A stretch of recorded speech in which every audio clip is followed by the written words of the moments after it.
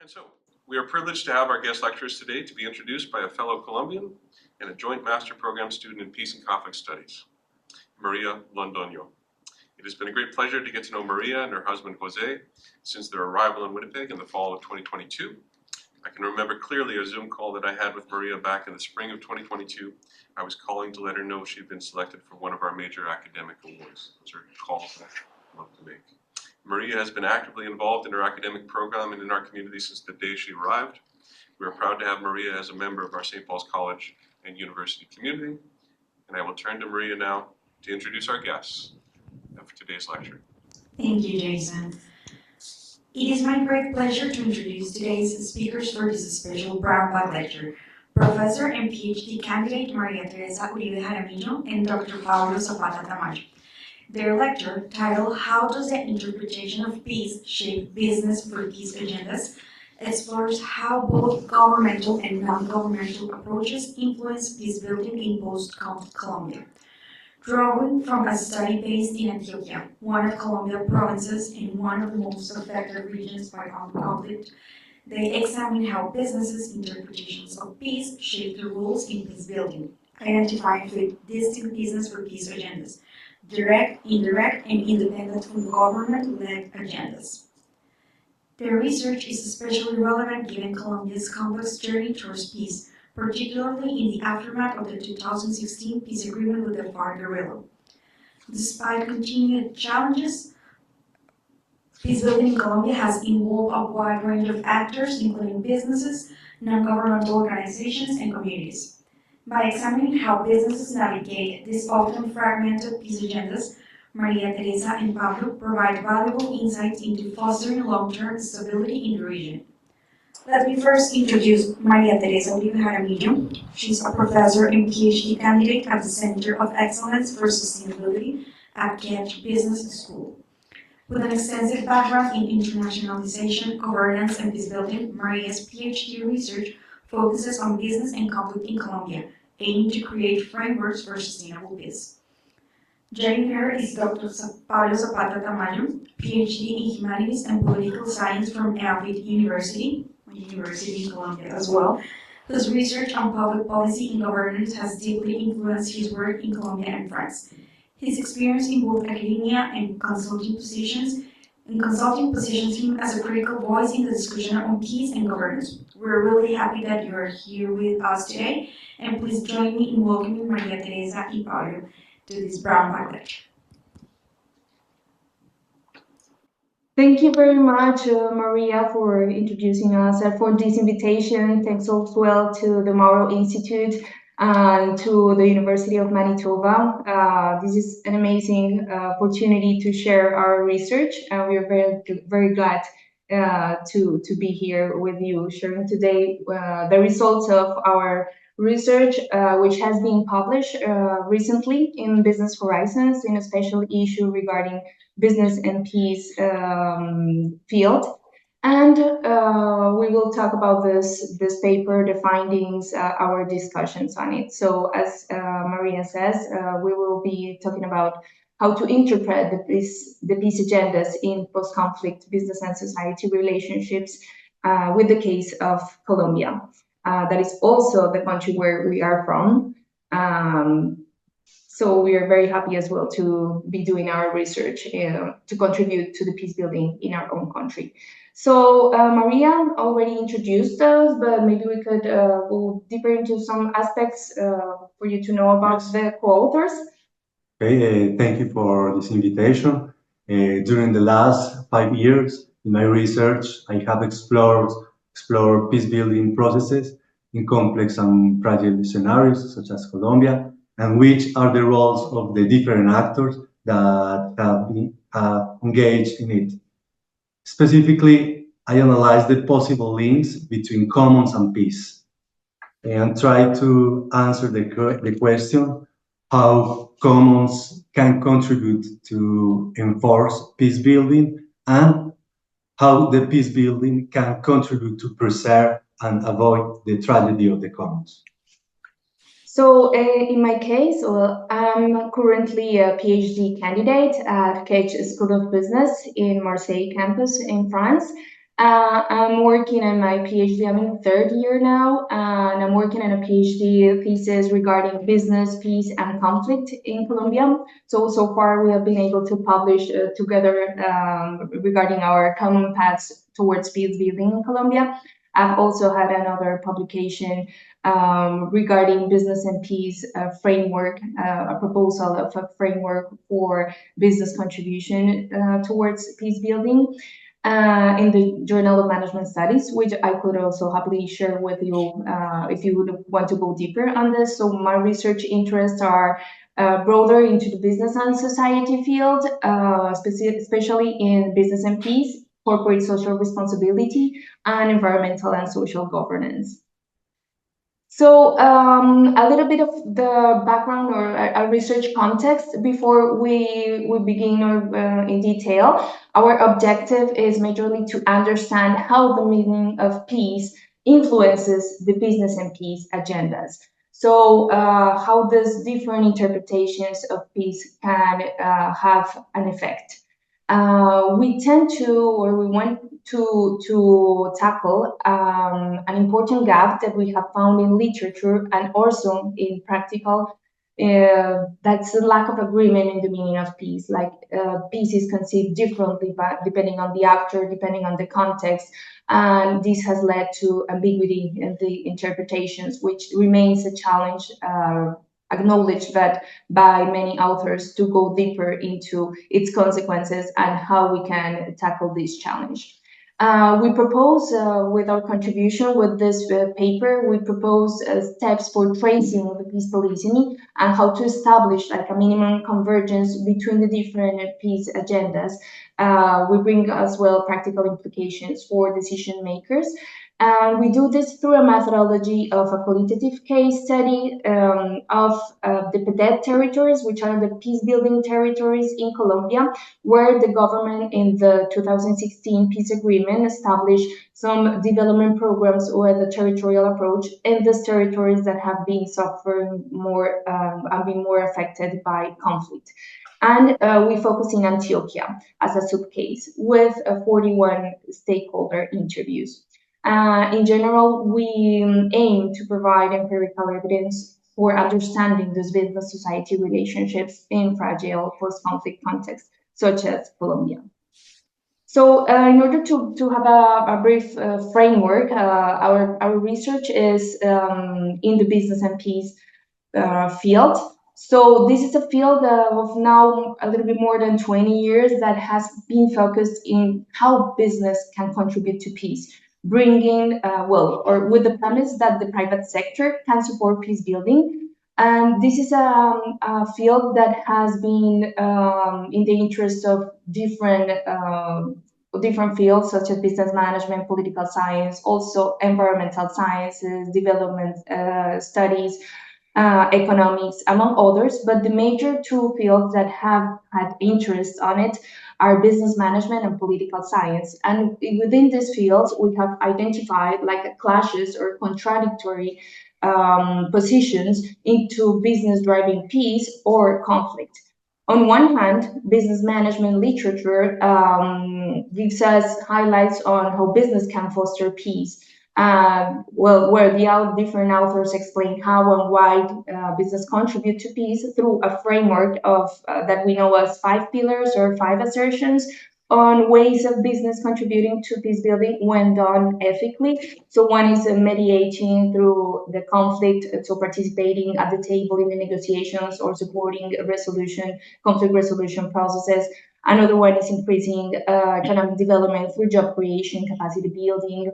Another one is promoting the rule of law, so promoting with employers' rights, with supporting through the supply chain, bringing legality within their operations, contributing to a sense of community through the corporate social responsibility, philanthropic initiatives, social innovation, among others, or engaging in conflict-sensitive practices, this through risk assessment of conflict.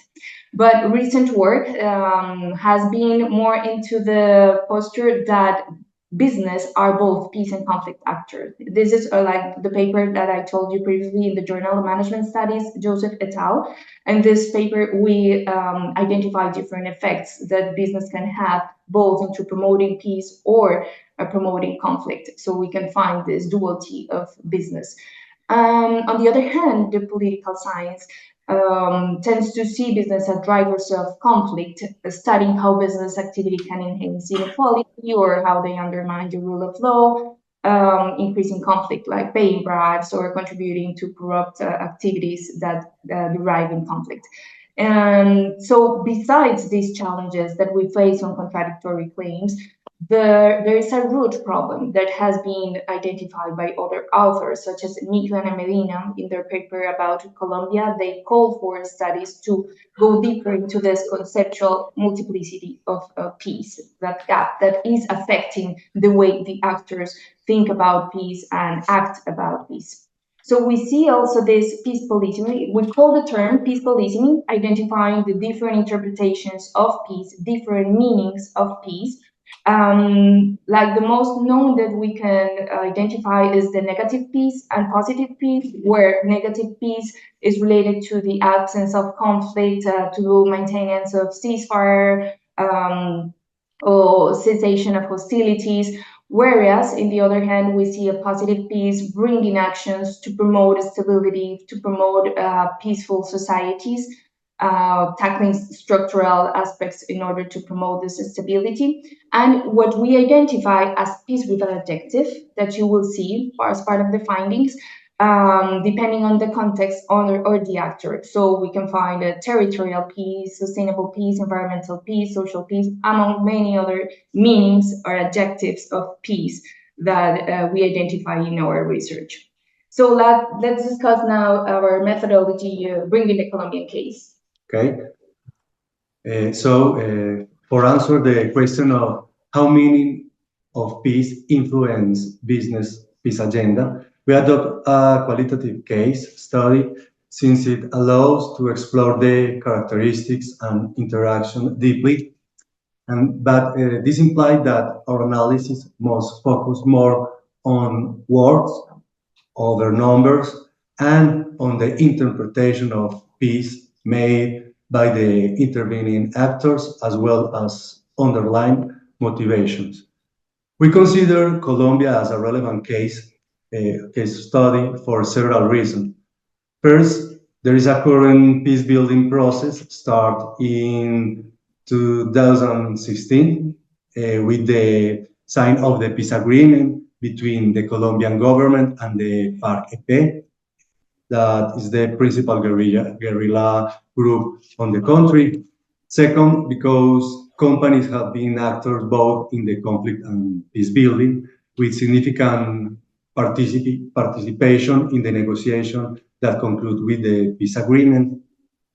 And because there is a specific mechanism named Obras por Impuestos that allow companies to pay part of their taxes by executing projects in the PEDET zones. However, given the heterogeneity of the peace building processes in Colombia, we select Antioquia as a subcase because it has been the department most affected by armed conflict and has the largest number of PEDET municipalities and the largest number of investment projects for peace and the largest numbers of projects executed through Obras por Impuestos. For analyze the subcase, we use semi-structured interviews. We conduct 16 interviews with business leaders, 9 interviews with government officials at national, regional, and local level, 9 interviews with leader of community organization, and 7 with civil society leaders. Of course, this methodology decision brings several limitations. The first one is that our results are valid for medium and large companies. We need to study the small size company. We think that could be a future research. Second, the findings are also limited to Antioquia and code exclusively for the interview's authors. And following research ethic principles, all the interviews were anonymized. And for community actors, we didn't include a recording to preserve their physical and moral integrity, given the risk of security and public order to which they are exposed in their territory. And in addition, as a qualitative study, our findings are not statistically significant. Okay, so let's go now into our findings. So first, when we did these interviews and we started to see that the companies and the different actors didn't have clarity on what they thought about peace or the meaning of peace. There was not like a statement on the organization on what they understood for peace. So it was ambiguous, and we identified differences in those meanings of peace by the dependencies, so inside each organization and also between the actors.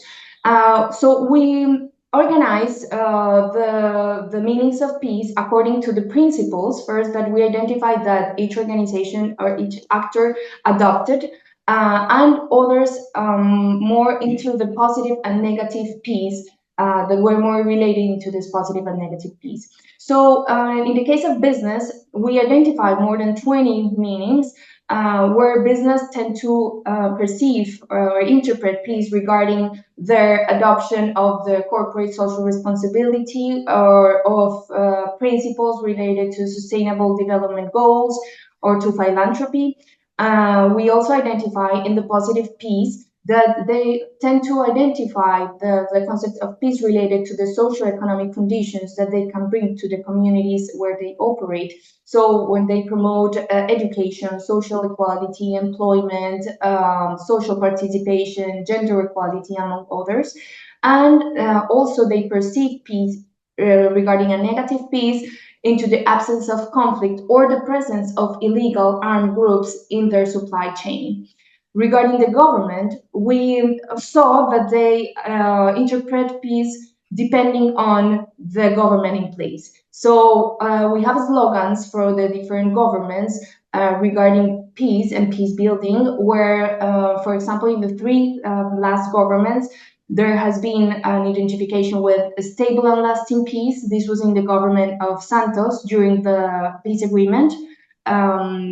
Peace with legality was in the government of Duque, and then total peace in the current government of Petro.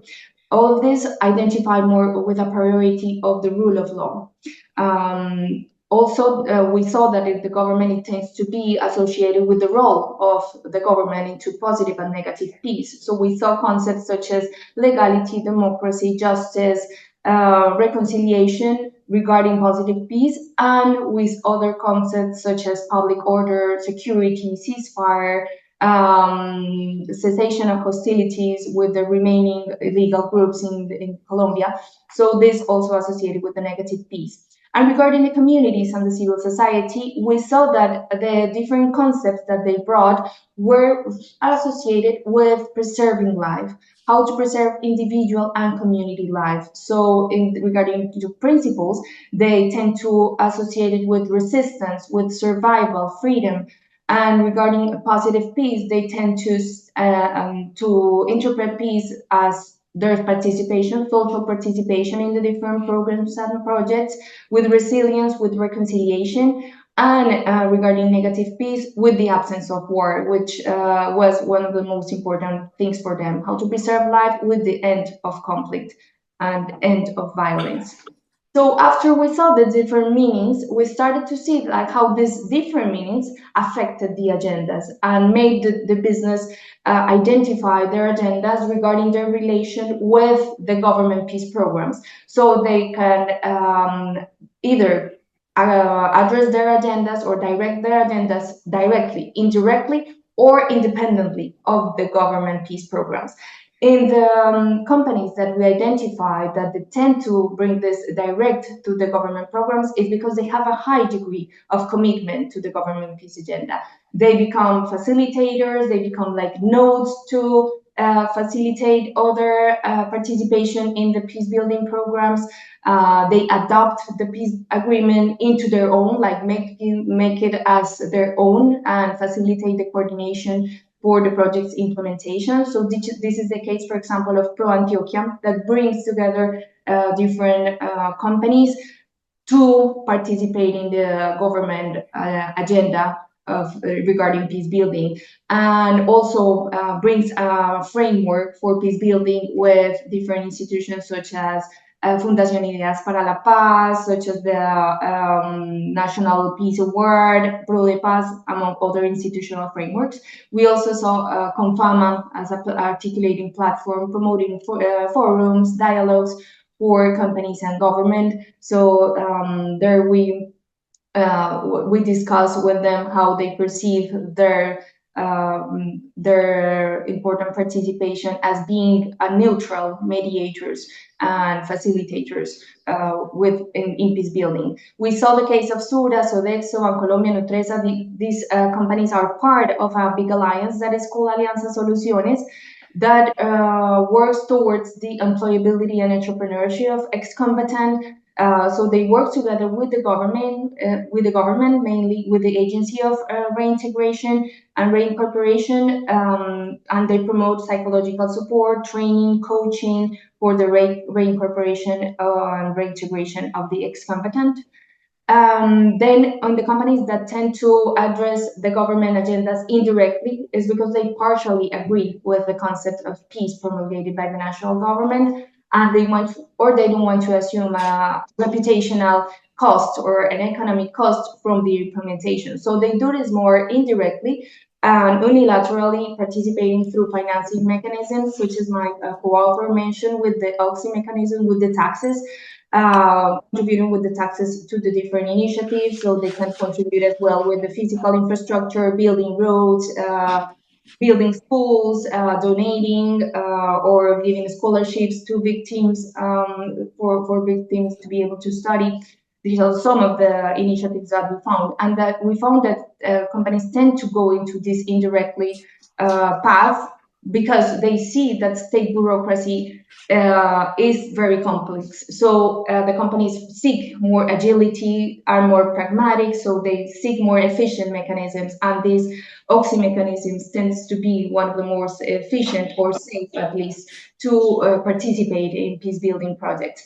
Also, besides, or in addition to participating in the government programs, also we identified that business tend to develop their own peace agenda regarding their organizational missions or their capabilities, and seeking for coordination mechanisms that allow them to participate in this program. So we see, for example, Grupo Argos peace agenda being based promoting organizational sustainability, like making sure that inside their supply chain there are no illegal actors, or that they are not supporting illegal actors, paying bribes, and other aspects that we can see that are very are still very present in the supply chain of business in Colombia.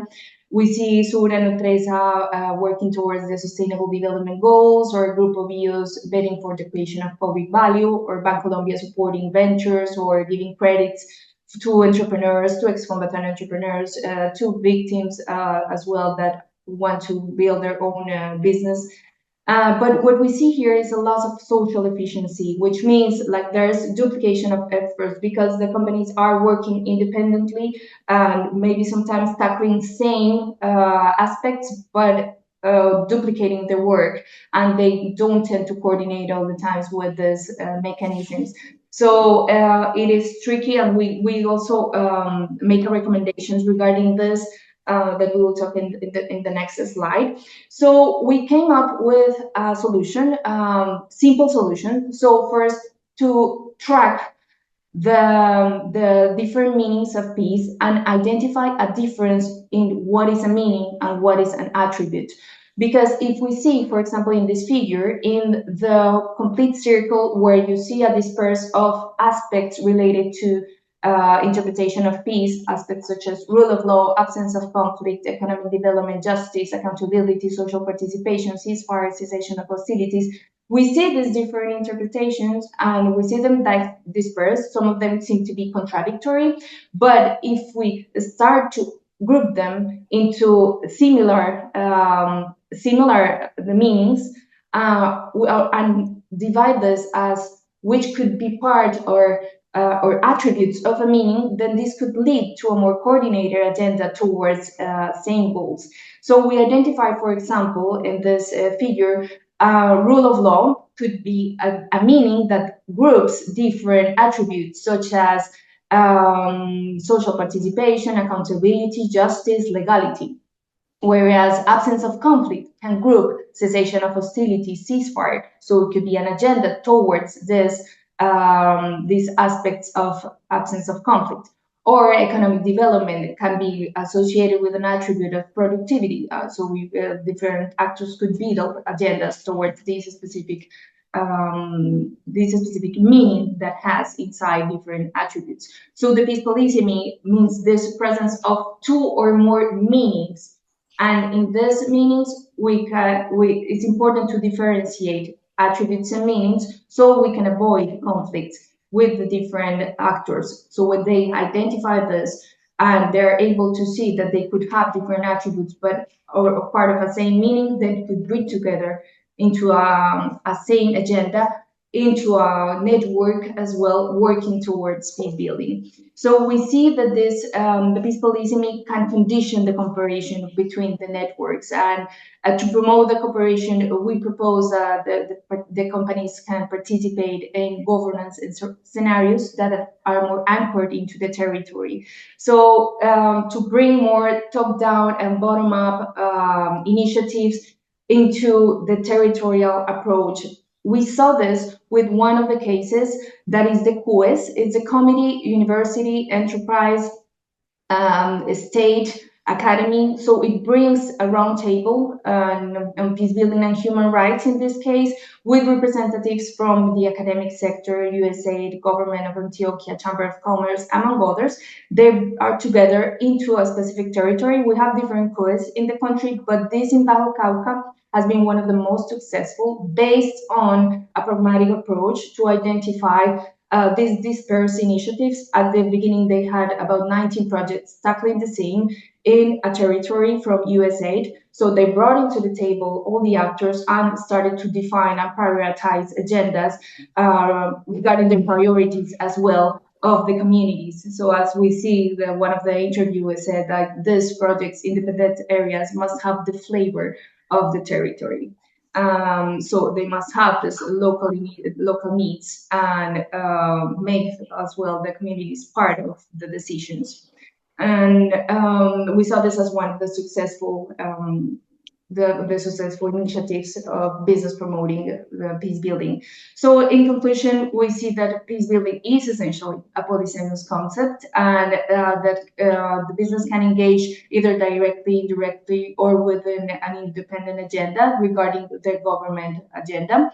And to recognize this difference can avoid or prevent conflicts, future conflicts, to appear between the agendas of several business or the agendas of business and government. So in this case, to identify the difference, it could help to promote more social efficiency, more coordination, and more efficacy of the different projects and programs.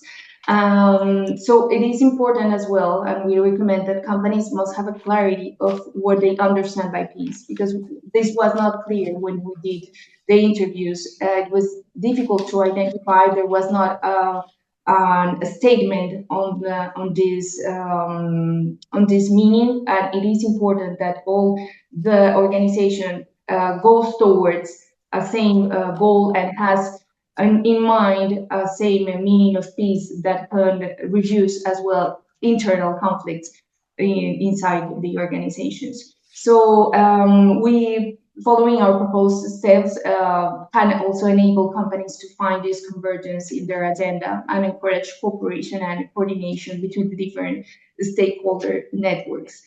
And well, my co-author also talked about the limitations, some of the limitations of our work, that these limitations have become for us opportunities for future research. So we see important opportunities to have some research. Perhaps it could be some ideas for the master's students in their thesis.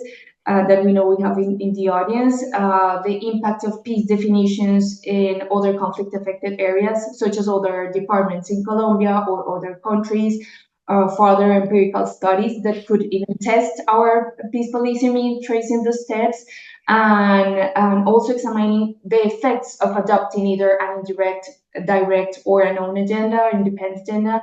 So tracing the effects that this could have also would be very interesting. Having the examining polysemy of peace in ex-combatant entrepreneurships or in micro and small enterprises, the results could be very different. So as we mentioned, we focus only in middle large companies, so that are more established in and that have a wider background on contributing to peace building. But perhaps with micro and small enterprises, the results will be completely different. So also exploring governance scenario that can reduce the peace polysemy, and exploring this territorial peace we talk about with the QS case, bringing a minimum convergence with the stakeholders. So with this, we finish our presentation. I'm gonna stop sharing so that we can have now time for the conversation, for your questions, comments. We'll be happy to discuss. Thank you very much. Thank you very much. Excellent. Thank you very much, Maria and Pablo. I wonder actually if you could actually share your screen again. Yes. And the reason I asked is I'm going to ask you to go back to your findings page. Yes. We had a few students that just came in a bit late, and I think your findings page is excellent and a good summary, and it's a place I want to start with a question. We have different different pages in the finding, or maybe in the conclusion, or the table, the one with the table. Okay, the table, perfect. Here. Excellent. So yeah, this is actually my area of study way back when. I'm a business student, so I've been working 10 years at the Maurer Institute, and when this crosses into my actual area of interest, I will start with a question. While I do that, anyone I see, there's one hand up already online. If anyone wants to type in a question on the Q&A box or will raise their hand, we'll get to everybody, and we'll start questions in the room as well.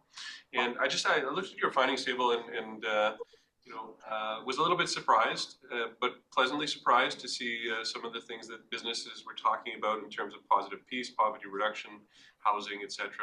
You'd think that these would be the responses of government, and I'm looking up because I can see you on the screen. You'd think these would be the responses of government as a first priority, but anyway, it was a pleasant surprise. But my question for you is this: when you met with business leaders, and you talked about sort of their commitment to government peace agendas, my question to you is their motivation. You got to see them eye to eye. You had the conversations. What do you feel? And I'm not going to assign a negative aspect to this if their motivation was, how do I figure this out so I can make profit and seek profit? But to what extent did the people you met with really embrace the idea that this was a different approach, a different way to go about things? They were motivated not just by seeking profit. So if we might start with there, and then we'll open it up in the room and online. Yeah, sure. Well, I can start, and maybe you can compliment me. Well, the Colombian case, I would say it's one of the most interesting cases where we see a large engagement of business in all the process, in peacekeeping, in peacemaking, and peace building. So business have been there during the negotiations, have been also conflict actors causing conflict as well, but mostly promoting peace. So I would say their motivations, yes, for sure. There's always a profit, reputation, and reporting this into their CSR reports, for example. But besides that, we see a very important motivation for them to contribute to the country, to contribute to the peace building agreement, and to contribute to the communities where they operate. They are also motivated because they need to run their operations safely. So they need peace in order to operate. If they don't have peace, they don't have communities, stakeholders to engage with them, even clients could decrease, markets could be affected, so they need peace to operate. So this is like a basic need for the companies. Yeah. I would say that those are the major motivations. So thank you for that, Maria and Pablo. Any questions in the room before I go online? Okay, Terence, do you want to start us off, and then we're going to go online to a question? Yeah. Hi. Could you hear me? I'm not sure. Good. Yes. Yeah. Just follow up what Brian is asking. Yeah, I think most businessmen they concern about profit. They seek profit. And my question is, how do you need them to see from not just focus on negative piece? For me, if I were the businessman, okay, there's no conflict, there's no mass petitions or on the street, that's okay for me to do business. But how to motivate them to not only just focus on negative piece, but move to the spectrum to the positive piece you just mentioned? Yeah. I think that a very important part of this has been the peace agreement with all the projects involving the companies, involving them towards a positive peace. So building, creating jobs, bringing capacities into local communities that have been affected by conflict in order to generate opportunities for them. So that is a way of also contributing to positive peace.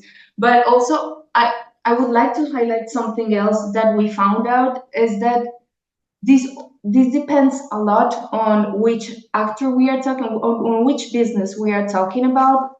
If they are operating in areas that are still with conflict, they have to focus first in negative conflict. So, for example, we have one business leader that they are operating in El Bagre, which is still a highly conflict-affected area, and they say, we don't have peace. Peace hasn't come here. So we need to focus first in tackling absence of conflict before we can think about creating education opportunities, job opportunities for the communities. First, we need the negative peace. But this is just a few part. I would say about 10% of the companies that we interview. The rest, 90%, again, we interview medium, large companies. So also this is biased. We can find many micro or very small companies that are feeling or that are engaging more in conflict-affected areas, and that could be prioritizing negative peace. They have to, because if they don't survive, if they cannot operate successfully, they cannot think about bringing more stability to the regions. So in the companies that we interview, we found that the majority of them were already established in areas that have been more successful in the peace building process, and they are more in a position now to work towards a positive peace, to create education, to build roads, to bring welfare to the communities where they operate with social innovation activities or initiatives on social equality, gender equality, among others. But yeah, this was interesting in what we saw. Also, I don't know if you want to complement something. No, like so I want to say that Colombia is an heterogeneous case, so we need to pay attention to avoid the generalization. So and that's why it's very important to have an approach based on a case of study, because the findings that we have with this in Antioquia maybe are possibly different for other territories. So it's better to go deeper and try to analyze the similarities of the territory, the context, and again, try to avoid the empirical generalizations.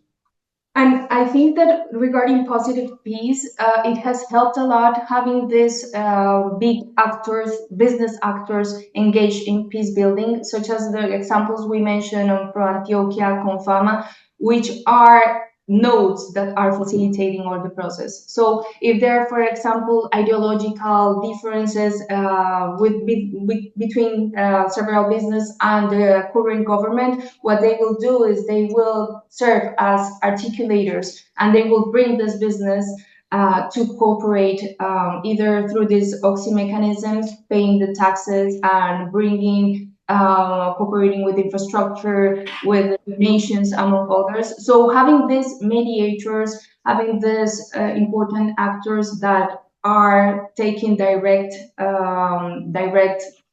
relation with the peace agreement and bringing as their own has been a key for the promotion of a positive peace.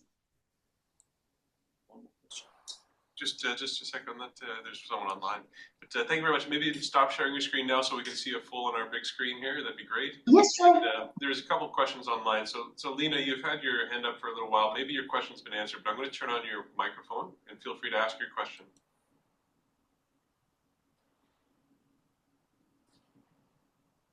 Your microphone is closed, Lena. Well, Lena had her hand up quite a bit earlier, so she might have had her question answered. It's possible. So what I'm going to do then is I'm just going to go to the next question online for now. That's Lemaron, and if you want to ask your question, go right ahead, please. Thank you very much. This is Lemaron Kanto. I am a PhD student from Kenya, currently looking at mining sector, framework for mining sector in Kenya. I have two questions, very, very exciting, and thank you for your presentation. Number one, Milton Friedman's seminal paper in 1970, in a summary, says, or his main thrust was that the business of business is business. That was his proposition. The proposition, therefore, means that some of the companies are opposed to social responsibility, that their main role is to make profits. And therefore, I was wondering, possibly in your study, that maybe apart from the businesses that have been participating in peace, directly or indirectly, if there is a category of businesses that were ambivalent, meaning that they viewed that it is not their role to participate in peacemaking. So I was just curious because I saw a dichotomy in terms of your finding, those that are working with peace directly and indirectly. So I was just wondering if, in terms of selecting the companies, there are those which viewed that the business of undertaking peace squarely is in the purview of government, and therefore their role was to make profit, to run their businesses, and therefore they were not concerned in terms of peace activities. That's number one. Number two, quickly, is also possibly to ask that within your research, maybe for that category of the companies that were acting directly to peace initiatives, if there was a fear of backlash, because it's a conflict zone, and therefore possibly by engaging in peacemaking and working with the government, if there was also a fear that by reaching out directly, and therefore this could inhibit most companies to be engaged directly in peacemaking, if there is a fear of a backlash, maybe from the combatant, for being associated with the government. So those are my two questions, and thank you very much. Thank you very much, Kanto. It's very good to hear that you are working on a PhD related in the topic with mining sector in Kenya. So in your first question, I would say that companies have a tendency more now to think about creating share value. So this is a concept that Porter and Kramer brought a few years ago, where they promote that business also think about, yes, their profitability, but how could they also contribute into the communities where they operate. So bring also initiatives that contribute socially within their realm of operations, so they can contribute while contributing to the company, so to the communities where they operate, they can gain as well profitability. And we see these in initiatives with social innovation, partnerships with business NGOs, among others. So you were asking about if we saw the business that could be engaged at the same time in conflict and peace. And yes, we don't go deeper in our paper on this, but we have seen in the literature and in the other paper I recommended you to read in the Journal of Management Studies, where we recently also published about the different mechanisms that business can use, but this mechanism to promote peace building, but these mechanisms can also be used to have an effect, negative effect towards peace, which means fostering conflict. So a business could be, for example, let's take the example of private military companies that are promoting peacekeeping in certain areas. When promoting peacekeeping, they could also engage in human rights abuses. They could also engage in affecting the communities where they are operating directly. So they are at the same time preventing conflict in the areas, but at the same time they are causing conflict while inducing some human rights abuses. These private military companies have been like very criticized in the literature of business and peace.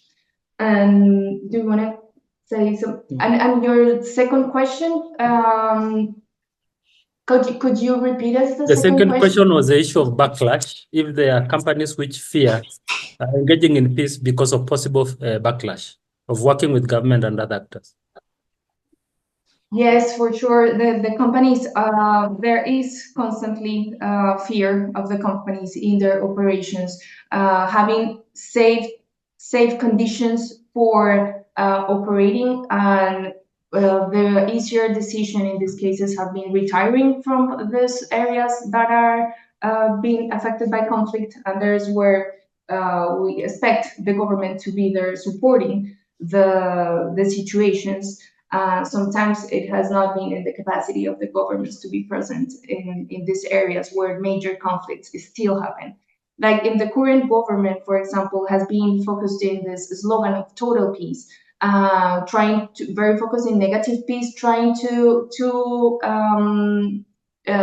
end with the illegal groups that still remain, with the guerrilla groups that we have in the country, such as the ELN, and they have put in force different measures for this, but business are very afraid of promoting their positive peace initiatives in certain areas that are not still free of conflict. Just one thing that say that companies are not the state, and that's very important thing to consider. And okay, they want to make to contribute to peace, but they have other goals.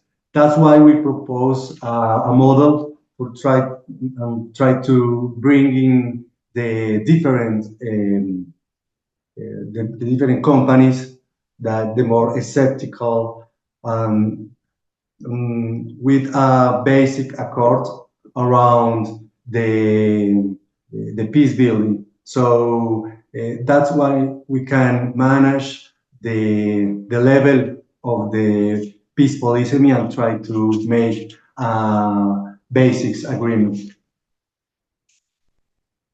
Yeah, and it's also important to mention, well, as we show in our research, reducing the peace polysemy is not only a necessary task, but it helps to build these minimum agreements. Of course, it might not be as efficient as a direct action on peace building, but it can help avoid future conflicts. Excellent. Thank you, Maria and Pablo. There was a question in the room. Boqueta was first, then Nicholas. Just so they can see you, can I ask you to go to the front there? I'm going to turn on the camera so that you can ask your question. They can see you ask the question. So, Oh, that'd be great. Wait, yeah. yeah, at the front, good. Nice and clear.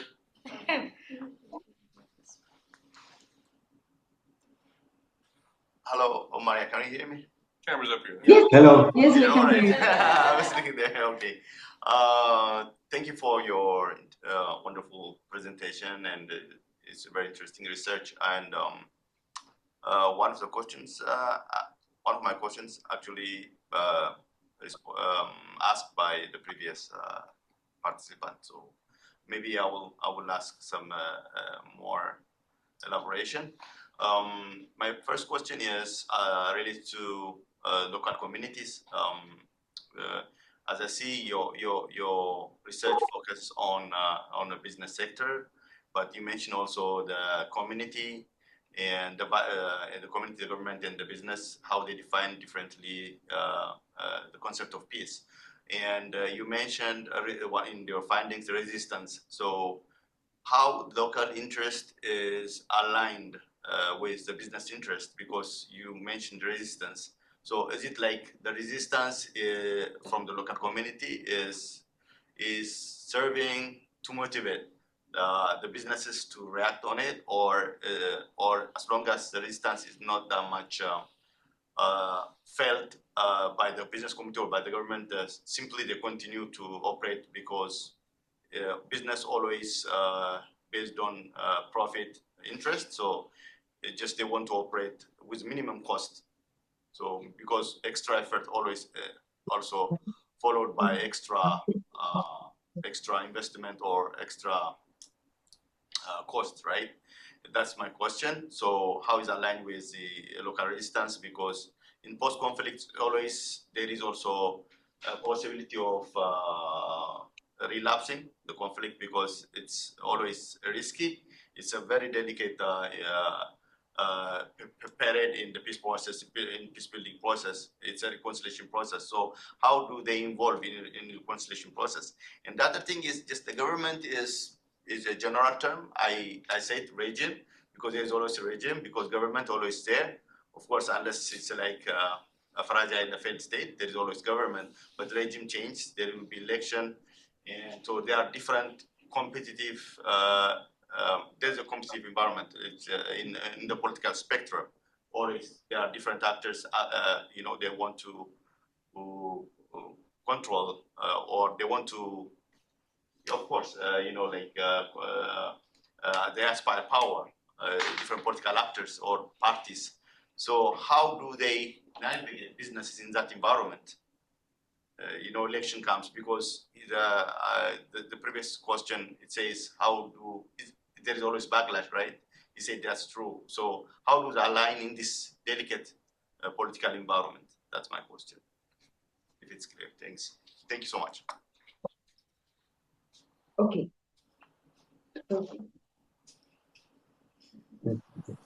So I asked.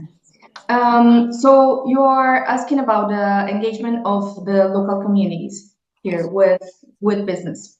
And we have seen this, in Colombia, we have seen this in the case of the the 3 peace waves, where we find first like an institutional turn, where the initiatives have been more top-down, with government, NGOs, major multinational companies stating the agenda. But this has changed within the years with the different governments towards initiative that is more pragmatic, bringing both top-down and bottom-up initiatives, taking into account the local communities. There are still major challenges there. We see that, for example, defining the oxy mechanism, defining the priorities for these oxy mechanisms, the communities are consulted at the end, not in the beginning of the process. So the priorities are set up, bringing into account different stakeholders where the communities tend to be at the end of it. So there's still like major issues that either government and business have to settle in order to bring initiatives that take into account the local communities in all the initiatives, in all the projects, and taking into account their needs. Yes, we found that it's very important to analyze and to identify the mechanisms that allow the companies to enforce communities' peace idea and not the contrary. Because, for example, in the case of the commons, that it's very clear because in Colombia, a large number of commons are located in conflict and post-conflict zones, like, for example, El Bagre in Antioquia or Nuki in Chocó. That implies that illegal actors could affect the decision that the community adopts to use the commons resource and preserve them. As well as the private sector can do, but we think that it's important to understand that the principal actor here in peace building, it's always the communities. So it's again, it's important to bring the companies with the correct governance instrument to enforcement the idea of peace of the communities. Excellent. Thank you again, Maria and Pablo. With your permission, Maria and Pablo, there's no class right now at 1 o'clock, so I'm just gonna, there's a couple more questions in the room. We'll just continue a little bit if it's okay. Yeah, Yes. it's okay. No rush. Nicholas, will you take the stage there and ask your question? And I just have to step out of the room for 1 second. I'll be right back.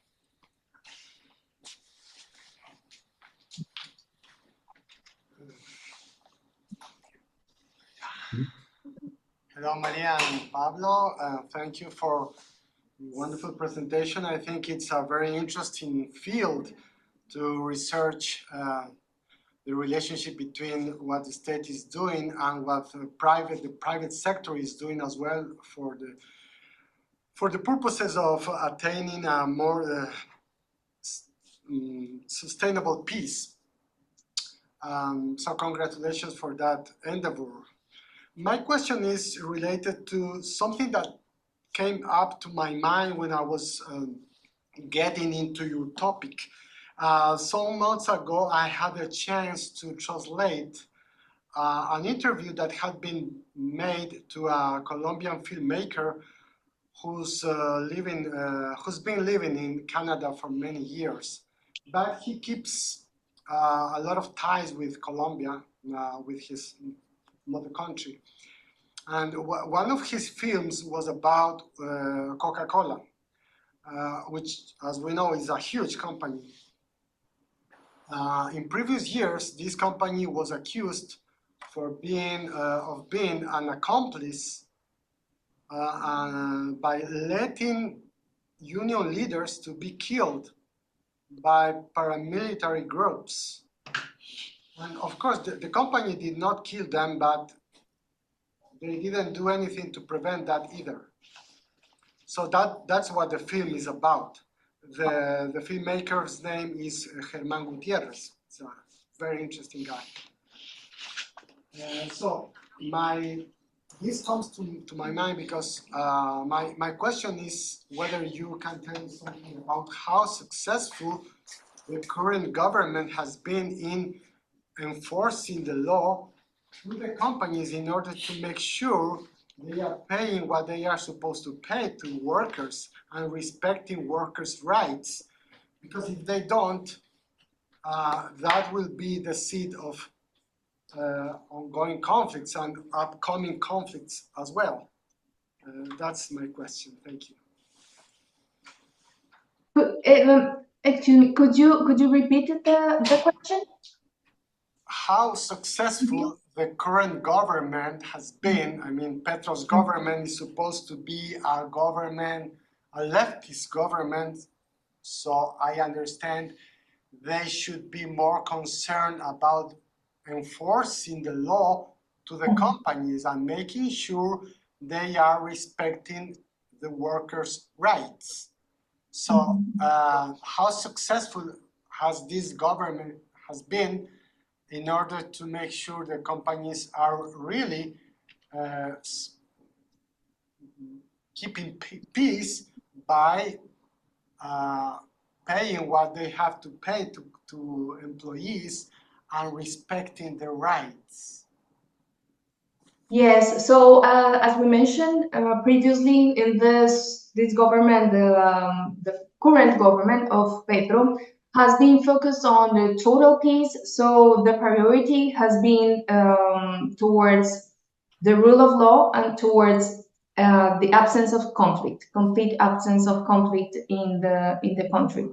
So for this, like the majority of the resources have been and programs and projects have been dedicated into this task of the negotiations with the ELN, with combating organized crime in the country. So regarding the companies, so the business, they have been supported through different business leaders and business associations, such as the one we mentioned, Pro Antioquia, to tackle the disclosure of the companies in their reports into their practices, that they are engaging in legal practices, that they are not supporting illegal groups. So this has also been part of certifications that I wouldn't say this is an achievement of the government, but of international certifications that are getting more important, and the companies want to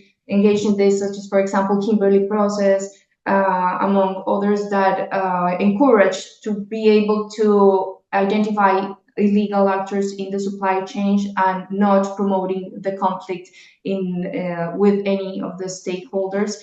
So if you ask me how successful it has been, I think it's early to come up with that conclusion and say it's not successful, or it is successful because of the priority, because the priority of this government has been regarding the major problems we have now with the conflict actors that are still in guerrilla groups at the ELN, at the ELN, that is still in place.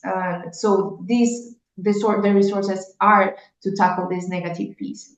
And yeah, I wouldn't evaluate now to see that there's successful initiatives regarding the peace, but that there is this wider support with bigger groups, business groups that are supporting this part within supporting the government on this, such as Pro Antioquia.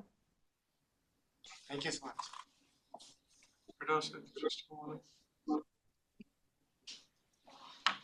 So one more question will go. Yeah, perfect. Hi, thank you so much for the presentation, and it was very great input. I mean, I was just curious, the concept of private sectors being that much invested in, social events and positive peace.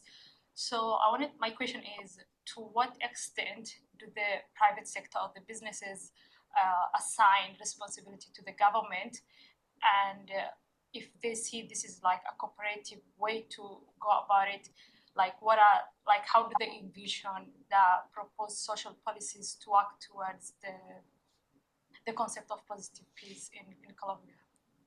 Yeah, thank you. Thank you for your insightful question. And yes, it is still a big challenge for the companies. we see it as a cooperative process, but in our discussions, in our interviews with the different business leaders, we also see this big tendency of business not being agreeing ideologically, for example, with the current government. So that is one motivation for them to bring initiatives on their own independently and then develop their own agenda. And then the way for them for tackling the shared agenda with the government is indirectly through this mechanism such as OXI, so paying the taxes and bringing infrastructural projects indirectly. But we have seen that when there are ideological differences with the government, as we face highly now, and or when they are tired of the bureaucracy, of inefficiency in the process, and they want more agile solutions, they tend to seek it independently. So there is a responsibility of the business in the peace building process. Nevertheless, we have seen some critics of this independent mechanisms to link to the government, like the OXI mechanism. So we also in our interviews saw a lot of critics to this mechanism, though it is a safe mechanism for the companies and they don't have to engage in ideological, political debates on this. They see it as very bureaucratic. They see a lot of like it takes a lot of time to get into the projects to go on, because we face a lot of turnover between one government and the other one, and then they have to start again the projects, or they have to reassign it to a new person. So this has been a big challenge with the current government. Thank you very much, Maria and Pablo, for your time. We've gone a little bit over. We're going to bring it to a close now. But thank you very much for your research, for your efforts, for your time with us today, and for your important work. I think that as a business graduate myself, and talking to some of our professors this week before your presentation, there are pockets of students in business schools around the world who are interested in these topics, interested in social business, interested in social business entrepreneurs. Your allusion to engaging ex-combatants in the entrepreneurial economy. These are things that are of interest. They're out there. They're pockets, and we're happy to have shared this and have you share with us some of your research and thoughts on these topics, and we'll broadcast this to our students here in Manitoba. So we thank you very much, and wish you a great day. Thank you very much, Jason, Maria. Thanks to all. Yeah, we encourage the students to go deeper into these topics, mainly in business contribution to peace building. So there's a lot of things still to work there and to contribute to peace building. As we see conflict rising in the world, it is timely. So and we can make a change with our research.